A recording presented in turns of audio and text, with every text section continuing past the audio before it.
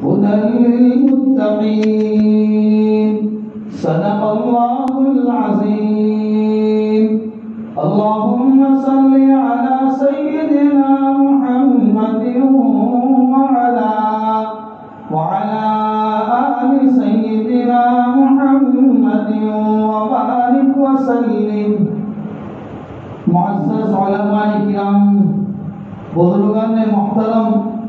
حق تعالیٰ جل شانہ نے بے شمار نعمتیں مجھے اور آپ کو اس زمین پر عطا فرمائی ہے سب سے بڑی نعمت یہ ہے کہ حق تعالیٰ جل شانہ نے ایمان اور کلمے کی نعمت عطا فرمائی ظاہری بات ہے کہ یہ نعمت اگر میرے اور آپ کے پاس نہ ہوتی تو اس وقت میں اور آپ دین کی اس مبارک مجلس میں جمع نہ ہوتے اس نعمت پر مجھے اور آپ کو بہت ہی زیادہ شکر ادا کرنا چاہیے کہ اللہ جل شانہ نے ہمیں اس کلمے کی نعمت سے مالا مال فرمایا قرآن کریم کی آیت کریمہ آپ کے سامنے تلاوت فرمائی حق تعالیٰ جل شانہ نے اس زمین پر انسانوں کی رہبری کے لیے اور اس سے پہلے جتنی بھی قومیں اور جتنے بھی لوگ اس زمین پر آئے حق تعالیٰ جل شانہ نے اپنے تمام بندوں کی رہنمائی کے لیے نبی اکرم صلی اللہ تعالی علیہ وسلم سے پہلے بہت سارے انبیاء کرام علیہ السلام کو اس زمین پر مبعوث فرمایا اور وہ نبی اپنی قوم کو اور اللہ کے بندوں کو اللہ کی طرف بلاتے تھے مجھے اس مختصر وقت کے اندر یہ بات آپ کے سامنے عرض کرنا ہے کہ حق تعالیٰ جل شانہ نے بھی میری اور آپ کی رہنمائی کے لیے کس زمین پر مختصر زندگی کس طریقے سے میں اور آپ کامیابی کے ساتھ ہم اس زمین پر زندگی کو گزاریں زندگی کو بنائیں اس کے لیے حق تعالیٰ جل شانہ نے قرآن کریم کا ایک عظیم الشان اور ایک ایسا مبارک سلسلہ اور ایک ایسی مبارک اور پاکیزہ مقدس کتاب ہمیں عطا فرمائی اسی لیے نبی کریم صلی اللہ تعالی علیہ وسلم نے حجۃ الوداع کے موقع پر فرمایا تھا ترکت فیکم امرین لن تضلوا ما تمسکتم بہما کتاب اللہ و سنت رسول اللہ او کما قال صلی اللہ تعالی علیہ وسلم اللہ کے نبی فرماتے ہیں میں تمہارے درمیان میں دو چیزوں کو چھوڑ کر جاتا ہوں اگر تم اس دو چیزوں کو مضبوطی سے تھامے رکھو گے مضبوطی سے پکڑے رکھو گے اس پر عمل کرتے رہو گے تو دنیا کی جون سی بھی طاقت چاہے وہ سپر پاور ہو اپنے زمانے کی لیکن وہ اگر تم ان دونوں چیزوں پر عمل کرتے رہو گے وہ سپر پاور طاقت بھی آپ کو ایمان سے گمراہ نہیں کر سکتی نہ ہٹا سکتی ہے اسی لیے جب آدمی کسی لائبریری میں جاتا ہے یا کسی بک اسٹور پر جاتا ہے اور کوئی بھی کتاب اٹھاتا ہے اس کو دیکھتا ہے اس کتاب کا لکھنے والا کون ہے اس کتاب کے اندر کون سا مضمون ہے اس کے پیچھے کن لوگوں نے محنتیں کی ہے قرآن کریم کی سب سے پہلے آیت کریمہ ذالک الکتاب لا ریب فیہ یہ بھی قرآن کے پڑھنے والے کو اس بات کا پیغام اس بات کا سبق دیتی ہے کہ دیکھ یہ قرآن کے پڑھنے والے میرے اندر ایسی چیزیں موجود ہیں ایسے احکام موجود ہیں جس میں کوئی شک نہیں کوئی شبہ کی بات نہیں یہ ساری کی ساری باتیں حق ہے سچ ہے تو قرآن کو پڑھتا جا اور اپنی زندگی کو بناتا چلا جا اسی لیے صحابہ کرام نے حضرت ام المؤمنین عائشہ صدیقہ رضی اللہ تعالی عنہ سے سوال کیا تھا کہ پیارے نبی صلی اللہ تعالی علیہ وسلم کے اخلاق کیسے تھے تو آپ نے فرمایا تھا کہ کیا آپ نے قرآن نہیں پڑھا قرآن میں جو چیزیں موجود ہیں وہ نبی کی زندگی میں پریکٹیکلی اور عملی طور پر موجود ہے ظاہری بات ہے قرآن کریم کے احکام ہماری زندگی کے اندر لانے کی ضرورت ہے جب آدمی قرآن کے اوپر عمل کرتا رہے گا قرآن کی تلاوت کرتا رہے گا قرآن کے احکام پر عمل کرتا رہے گا تو پھر چاہے زمانے کے اندر کتنے بھی بڑے حالات آئیں گے زمانے کے اندر کتنے بھی بڑے حادثات آ جائیں گے وہ کبھی اس حالات سے متاثر نہیں ہو سکتا ہے جس طریقے سے آج کل کے زمانے کے اندر جس طریقے سے واٹر پروف گھڑی ہوتی ہے، اب تو موبائل کے ایسے ہیں واٹر پروف کہ پانی میں ڈالو پانی اس کو اثر نہیں کر سکتا ہے، اسی طریقے سے اگر آدمی ایمانی تناظر کے مطابق قرآن کی تعلیمات کے مطابق زندگی گزارے گا تو یہ حالات اور یہ حادثات، یہ حوادثات اس کے قلب کو اور اس کے دل کے اندر جو ایمان ہے اس ایمانی پاور کو کبھی ٹھیس نہیں پہنچا سکتے۔ تو اس موجودہ دور میں مجھے اور آپ کو اپنا ایمانی کی مضبوطی کے ساتھ قرآن کے احکام پر عمل کرنا ہے۔ دنیا کے اندر بہت ساری کتابیں آئی، ساری کتابوں کے اندر تغیر تبدل ہو چکا، لیکن قرآن ایک ایسی عظیم الشان، ایک ایسی مبارک، ایک ایسی پاکیزہ کتاب ہے کہ جس کی حفاظت کی ذمہ داری خود حق تعالیٰ جل شانہ نے فرمائی۔ اور قرآن کریم میں حق تعالیٰ جل شانہ نے فرمایا، اللہ تعالیٰ فرماتے ہیں اِنَّا نَحْنُ نَزَّلْنَا الذِّكْرَ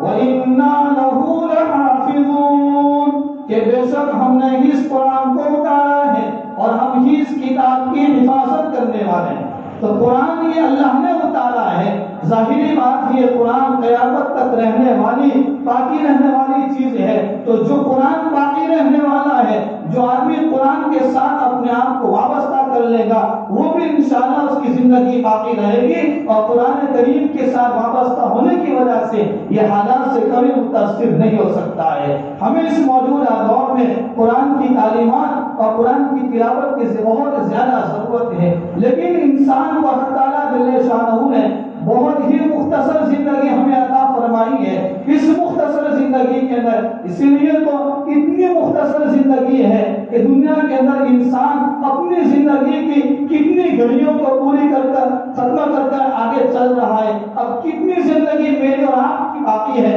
نہ مجھے پتا ہے نہ آپ کو پتا ہے۔ جب ہمیں اپنی زندگی کتنی ایام کتنی گھڑیاں باقی ہیں اس کا علم نہیں ہے تو پھر آدمی کو ایک ایک قدم اور ایک ایک بول اور ایک ایک اس کی نظر اس طریقے کے ساتھ اس کی نظر لگانا ہے، اپنی زبان سے ایسے الفاظ کو بولنا ہے، قدم اس طریقے سے اٹھانا ہے کہ کہیں یہ میرا قدم کہیں مجھے جہنم میں لے جانے کا ذریعہ نہ بنے، میری زبان سے نکلنے والے جملے کہیں اس طریقے سے نہ نکل جائے جس کی وجہ سے میں جہنم کا مستحق بن جاؤں۔ جو صحابہ کرام نے جب قرآن کریم کے وجہ سے اور نبی کریم صلی اللہ تعالی علیہ وسلم کے اخلاق کو معلوم کیا، میں مختصر طور پر ایک واقعہ آپ کو سناتا ہوں۔ نبی کریم صلی اللہ تعالی علیہ وسلم کے زمانے کے اندر آپ کی مجلس لگی ہوئی تھی مسجد نبوی کے اندر، ایک دیہاتی قسم کا آدمی آیا اور مسجد میں آ کر مسجد کے کسی صحن یا کسی جگہ پر آ کر وہ اپنی پیشاب کی حاجت کو پورا کرنے لگا۔ صحابہ کرام نے اس آنے والے مسافر اور آنے والے آدمی کی اس حالت کو دیکھ کر صحابہ گھبرا گئے اور صحابہ غصے میں آ گئے۔ پیارے حبیب صلی اللہ تعالی علیہ وسلم نے صحابہ کو روکا کہ نہیں، یہ آنے والا آدمی اور آنے والا مسافر یہ نہ مسجد کے آداب کو جانتا ہے، کچھ نہیں جانتا، آپ کو کچھ نہ بول سکتے ہیں، آپ خاموش رہیے۔ جب وہ اپنی پیشاب کی حالت سے فارغ ہو گیا تو اللہ کے نبی صلی اللہ تعالی علیہ وسلم نے آپ کو اپنے قریب بلایا اور قریب میں بلانے کے بعد ان کو مسجد کے آداب سکھائے، ان کو کہا یہ اللہ کا گھر ہے، یہ اللہ کا گھر ہے، یہ مسجد ہے، یہاں نمازیں پڑھی جاتی ہیں، یہاں قرآن کی تلاوت کی جاتی ہے، آپ اس کو پاکیزہ رکھیے۔ اس کو مسجد کے آداب اور مسجد کے احکام سے اس کو آگاہ کیا تاکہ اس کے دل کے اندر اللہ کے گھر کی عظمت آ جائے۔ جب یہی آدمی اللہ کے نبی صلی اللہ تعالی علیہ وسلم کی مجلس سے اٹھ کر اپنے شہر کے اندر جب گیا اور اپنے گاؤں کے اندر گیا، وہاں جا کر اس نے کہا کہ میں تو ایک ایسے آدمی کے پاس سے آیا ہوں جس کے علاوہ میں نے کسی اور آدمی کو نہیں دیکھا، ایسے اخلاق اور ایسی زندگی میں نے ان کی دیکھی کہ جنہوں نے میں مسجد کے اندر گیا اور مجھے وہاں کے آداب معلوم نہیں تھے لیکن میں یہ غلط حرکت کی، لیکن آپ نے مجھے کتنا پیار اور کتنی محبت کے ساتھ مجھے سمجھایا۔ تو کہا کہ اچھا چلو، وہ سارے گاؤں والے ان کے ساتھ آئے اور سارے اسلام کے دائرے میں داخل ہو گئے۔ کیسی زبان سے نکلنے والے الفاظ اور آپ نے اپنے اخلاقی زندگی صحابہ کے سامنے، لوگوں کے سامنے کیسی رکھی تھی کہ لوگ آپ کی زندگی کو دیکھ کر ایمان کے دائرے میں داخل ہو جاتے تھے؟ اس کا نتیجہ یہ ہے کہ قرآن کریم اپنی زندگی میں اور قرآن کریم کے احکام کے مطابق زندگی گزارتے تھے۔ آج بھی مجھے اور آپ کو اپنی مختصر زندگی کے اندر قرآن کریم کے احکام کو زندگی کے اندر پیدا کرنے کی ضرورت ہے، قرآن کی تلاوت کی ضرورت ہے۔ آج ہر آدمی پریشان ہوتا ہے، ہر آدمی صبح میں اٹھتا ہے اور زبان پر یہی شکایت ہوتی ہے، ہمارے گھروں کے اندر بیماریاں ہیں، حالات ہیں، اور سب کوئی تعویذ دے دیجئے، کوئی ایسا وظیفہ دے دیجئے جس کی وجہ سے گھروں کے حالات درست ہو جائے، گھروں کے اندر محبت کے ساتھ رہنے والے ہم رہ جائیں۔ کوئی تعویذ کی ضرورت نہیں، کسی اور نسخے کی ضرورت نہیں ہے۔ سب سے بڑا نسخہ یہ ہے کہ آدمی اپنے گھروں کے اندر قرآن کی تعلیمات اور قرآن کی تلاوت کو زندہ کرے۔ ہمیشہ ہر ایک آدمی آج کی اس مبارک مجلس کے اندر یہ پختہ ارادہ کرے اور یہ عزم مصمم کرے کہ انشاءاللہ ہم روزانہ اپنے گھر کے اندر قرآن کریم کی تلاوت کا عمل زندہ کریں گے۔ ارادہ کرو کہ انشاءاللہ ہم روزانہ کم سے کم ایک پارہ قرآن کی تلاوت کریں گے۔ اگر ایک پارہ نہیں کر سکتے، ایک تو یہ ہے کہ آدمی دو روزانہ قرآن پڑھتا ہے، 2-4 دن کے اندر قرآن ختم کر دیا، بات ختم ہے۔ روزانہ ایک نیت کر لو، انشاءاللہ مجھے روزانہ ایک پارہ یا آدھا پارہ یا پاؤ پارہ اتنا پڑھنا ہے، اور روزانہ اہتمام کے ساتھ اس وقت کو متعین کر کر ہم جب پڑھیں گے تو انشاءاللہ پھر ہمارے گھروں کے حالات درست ہوں گے، ہمارے گھروں کے اندر برکتیں آئیں گی، اور ہم کو دیکھ کر ہماری اولادوں کے اندر، ہمارے بیوی بچوں کی زندگیوں میں وہ قرآن کی تعلیمات زندہ ہوگی۔ اللہ جل شانہ سب سے پہلے مجھے اور ہم تمام کو اس قرآن کریم کی تلاوت کی توفیق کامل نصیب فرمائے، قرآن کے احکام پر عمل کرنے کی توفیق عطا فرمائے۔ اور ایک نسخہ ہے کہ جو آدمی ہر نماز کے بعد سورہ فاتحہ، ہر نماز کے بعد ایک مرتبہ درود ابراہیم پڑھ لے اور 7 مرتبہ سورۃ القریش، لیلاف قریش کی سورت کے پڑھنے کا اہتمام کرتا ہے، اللہ جل شانہ اس سورت کی برکت سے اس کے سارے پریشانیوں کو اور سارے حالات کو اللہ تعالیٰ دور کر دیں گے۔ ہم ارادہ کریں کہ انشاءاللہ ہم روزانہ نمازوں کا اہتمام کریں گے، قرآن کی تلاوت کا اہتمام کریں گے۔ اللہ جل شانہ مجھے ہم تمام کو ان باتوں پر عمل کرنے کی توفیق نصیب فرمائے۔ وآخر دعوانا الحمدللہ رب العالمین۔